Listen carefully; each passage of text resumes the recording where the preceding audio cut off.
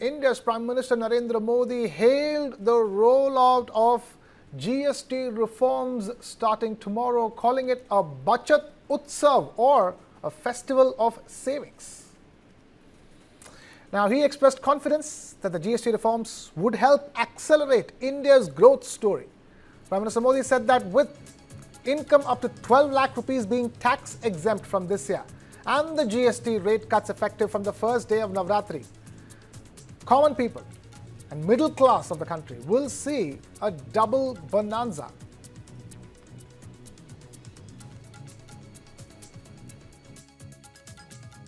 देश में 25 करोड़ लोगों ने गरीबी को हराया है, गरीबी को परास्त किया है और गरीबी से बाहर निकल करके 25 करोड़ का एक बहुत बड़ा समूह नियो मिडिल क्लास के रूप में आज देश के अंदर बहुत बड़ी भूमिका अदा कर रहा है। इस नियो मिडिल क्लास की अपनी एस्पिरेशंस हैं, अपने सपने हैं।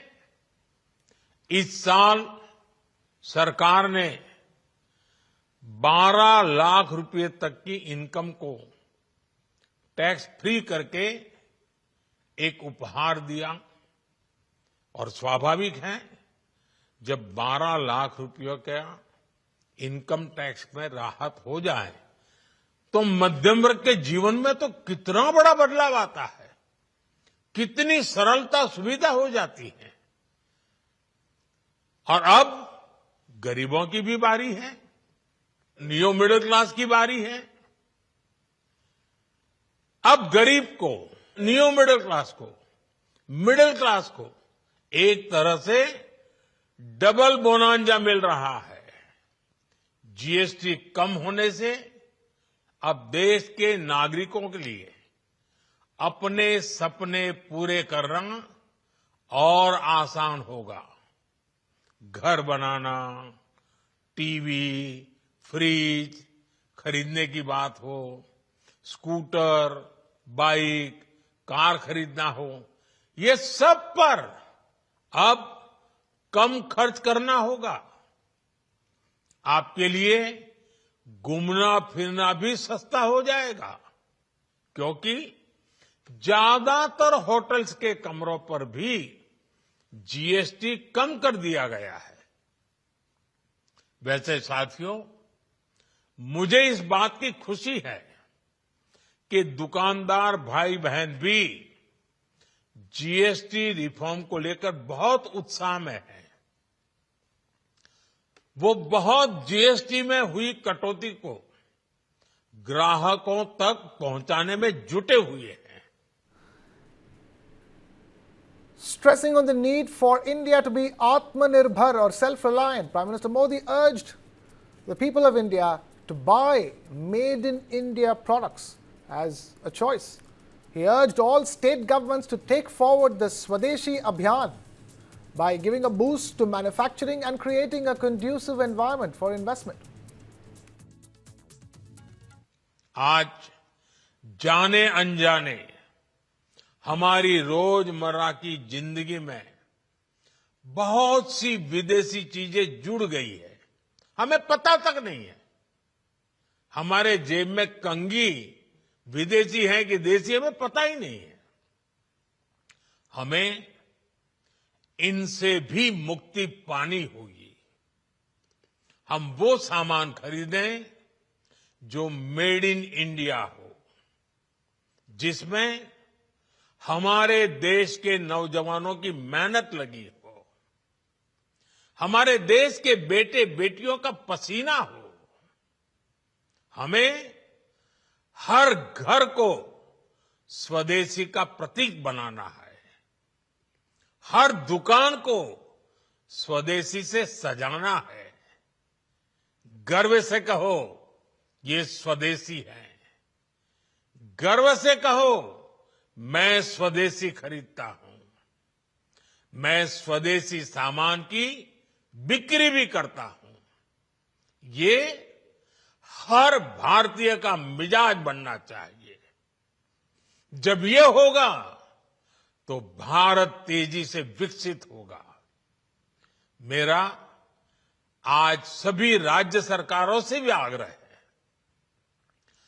आत्मनिर्भर भारत के इस अभियान के साथ, स्वदेशी के इस अभियान के साथ अपने राज्यों में मैन्युफैक्चरिंग को गति दे, पूरी ऊर्जा से, पूरे उत्साह से जुड़े, निवेश के लिए माहौल बढ़ाएं।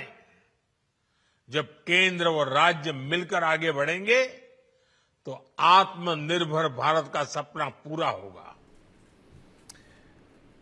And now we have Mitali Nikore, founder and chief economist of Nikore Associates, with us on the broadcast. Thank you, Mitali, for taking time out to be with us here on News 9. A huge reform coming in at an important time, and the timing is everything in this case. Just at the peak of the festive season is when the reduced GST rates kick in, and Prime Minister Modi, they're making a multi-pronged pitch. One is, of course, go out there and spend, because that's what's going to drive Indian economy, and that's the reason why GST rates have been brought down, to encourage people to spend, to make their purchasing power better. And the second thing is that if you're going to go out there and spend it on made in India goods, buy India goods, so that all the benefits of the lower GST, it's the Indian economy, Indian producers who get it as well. No, absolutely, Krishna. I think, the message is crystal clear.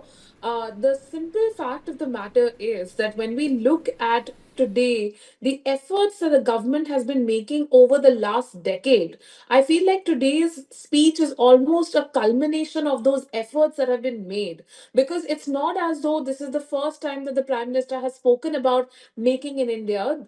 Make in India has been a consistent campaign of this government over the last decade, and there have been actions that have been taken at the state level as well as at the central level for ease of doing business, for reducing the logistics cost, for investing in industrial corridors, for setting up maritime hubs, for setting up the infrastructure that is required to back this entire argument to make in India and to buy Indian. Today, I think he was really playing on the sentiments of the people and sort of encouraging them that, look, when we are in this geopolitical situation where we are facing these tariffs of nearly 50%, you can also contribute to strengthening the economy by purchasing more and more Indian goods.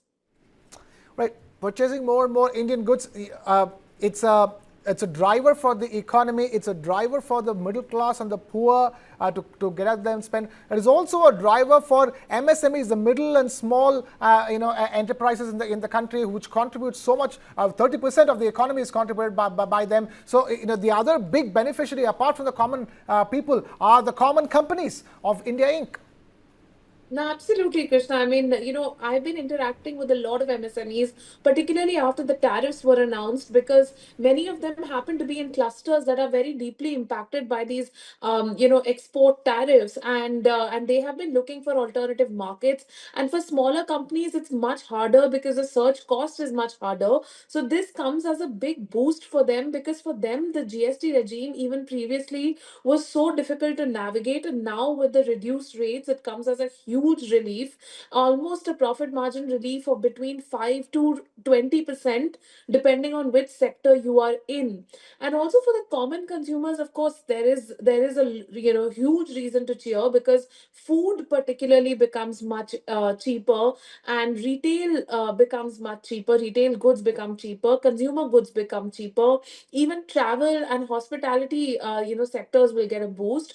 And this is definitely helpful for those businesses which are in these areas, particularly hospitality and tourism, which are often run by smaller operators across tier 2, tier 3 cities. And of course, for the people of India, it is a double bonanza. Not only this festive season is the GST rates down, it's also come at a time when they know that their income tax rates have come down drastically as well, to up to 12 lakh rupees, zero income tax. So if this doesn't reboot the consumption driven economy, then I don't know what will, Mitali. So I think, Krishna, to be very honest, when we look at the data, of the last GDP press release which came out, India actually posted a very high GDP growth. I mean, even for the last quarter, our GDP growth was 7.8%. And for this FY, again, it's, projected to be 7.5%, which is much higher than actually the estimates that were coming out of some of the international agencies. So India has posted a very healthy GDP growth, in the last two cycles, and this has actually been primarily driven by consumption. And of course, there was a boost in government consumption in the last quarter, and then there was also a boost in private final consumption expenditure. So I don't think that this engine of the economy of consumption has slowed down in the last 10 to 15 quarters.